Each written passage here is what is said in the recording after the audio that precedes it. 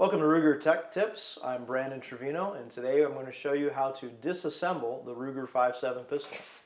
First off, I have a clean workspace. I have removed the source of ammunition.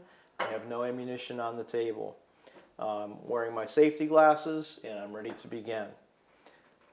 Starting with the Ruger-57 pistol, of course I'm going to make sure it's clear before I do anything. So I'm checking the chamber right now. There is no ammunition. I'm now ready to disassemble. I have the slide locked to the rear. First thing I'm going to do is on the opposite side of the takedown lever, there's a little button that we need to press. I'll show you how to do that. This is right here. We're going to use just the foot of the magazine, and we're going to press that till you get a nice click. That releases the takedown lever. Now I'm able to rotate that 90 degrees and not any further than that. That's where you're going to stop. Now I'm going to just take the slide and release it and guide it forward with my hand.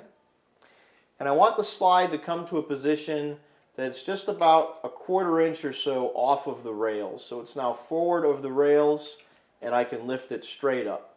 Here you have your grip frame and fire control mechanism. There's no further disassembly required here. I can set that aside.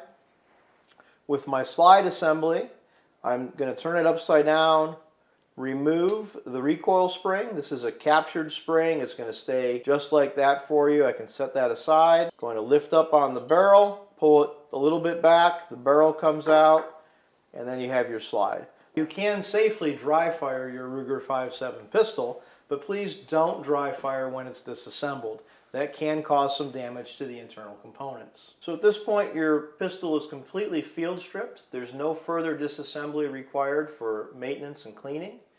Thank you for watching this Ruger Tech Tip.